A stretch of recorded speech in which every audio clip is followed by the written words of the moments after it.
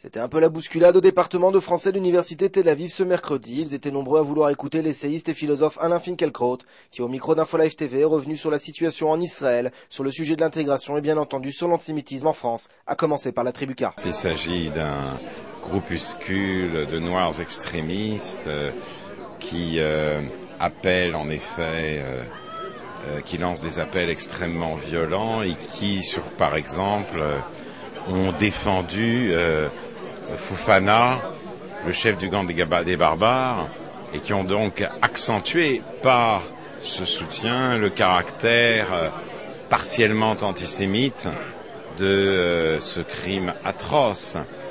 Ils ne sont pas représentatifs.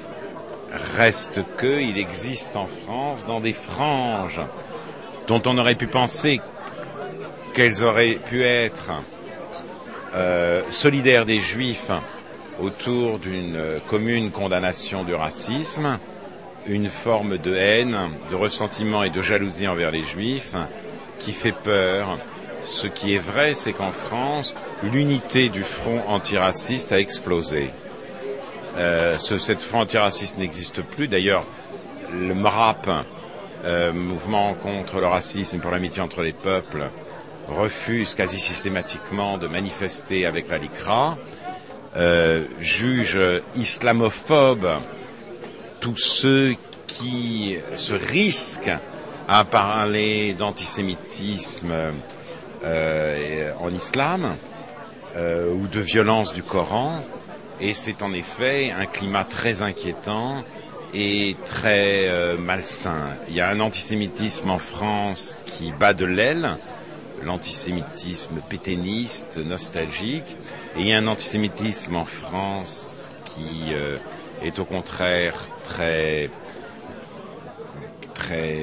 dynamique, et c'est l'antisémitisme qu'on pourrait appeler islamo-progressiste, avec cette adjonction récente d'une partie, je dis bien seulement une partie, du monde noir. Je pense notamment à quelques textes absolument épouvantables publiés par Raphaël Confiant, écrivain guadeloupéen, écrivain des Antilles, qui considère le sionisme comme le grand péché de notre temps et qui a exprimé sa solidarité avec le prétendu humoriste Dieudonné, celui-là même qui considère que les Juifs sont à l'origine de la traite des Noirs. Donc tout ça crée un climat désagréable. Non, il ne faut pas, si vous voulez, voir les choses de manière trop négative. Il faut rester prudent dans le diagnostic, mais ce sont quelques symptômes inquiétants. Ce qui s'invite aujourd'hui au cœur de la campagne présidentielle, c'est la nation, et je trouve que c'est bien.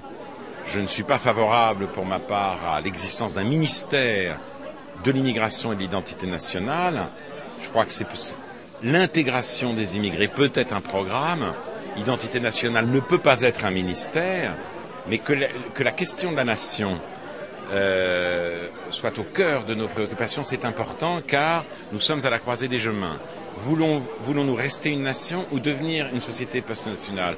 Si nous voulons rester une nation, alors il y a un modèle, il y a une civilisation à offrir, et il y a un certain nombre de règles du jeu à faire connaître à ceux qui arrivent. Si nous devenons une société post-nationale, alors le multiculturalisme peut régner tranquillement sur la ruine de toute nation substantielle. Dans la mesure où je crois, moi, je préférerais voir la France survivre, je suis favorable à la première solution, et je suis donc heureux que l'identité nationale ait en tant que telle fait retour dans la campagne. Il ne suffit pas d'être ici pour être d'ici.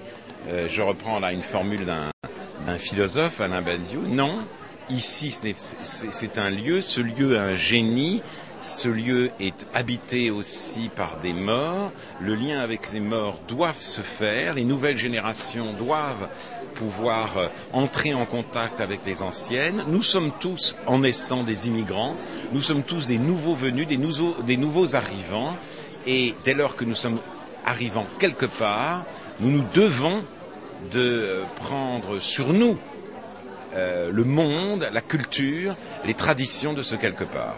Je pense qu'aujourd'hui, Israël souffre d'une absence de leader.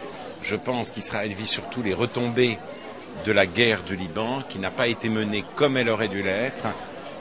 Il y a quelque chose là de désolant, parce que je pense que Olmert a voulu réagir car Israël était en état de légitime défense et car il pensait qu'une guerre rondement menée lui donnerait à lui, civil, la légitimité de mener à bien son plan de désengagement en Cisjordanie. Les choses ont tourné tout autrement.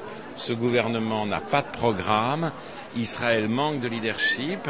Et peut-être assisterons-nous bientôt à Israël à une confrontation des anciens.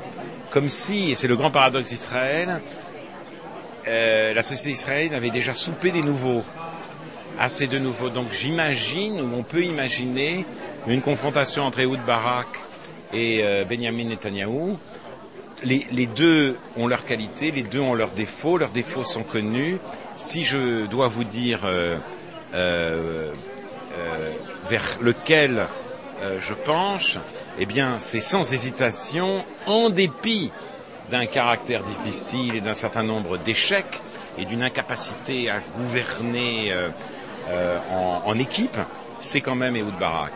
Je crois que lui seul, d'abord il a une certaine stature militaire, sécuritaire, et lui seul serait capable de saisir les infimes occasions qui pourraient se présenter. Il y en a une aujourd'hui, dans la mesure où en effet un arc chiite s'est dessiné. Les sunnites sont inquiets et ont avec Israël un rapport qu'ils n'avaient pas, ne fût-ce qu'au moment de Camp David. Donc, au moment de Camp David, Arafat a été abandonné par les leaders arabes et maintenant ils seraient semblés prêts à négocier ce dont ils ne voulaient pas entendre parler en 2000. Et c'est sans doute parce qu'ils ont compris que l'Iran les menaçait bien davantage qu'Israël. Je crois que c'est une toute petite porte qui s'entrouvre, mais il faudrait un leader israélien qui ait assez de légitimité et assez d'intelligence pour justement l'ouvrir davantage. Je pense que Netanyahou claquerait cette porte au nom de la guerre que l'Ouest doit mener contre l'intégrisme. Il n'aurait, bien sûr que l'intégrisme est un souci, mais il faut malgré tout continuer dans cette situation à œuvrer en faveur d'un compromis qui permettrait aux Palestiniens d'avoir une existence nationale.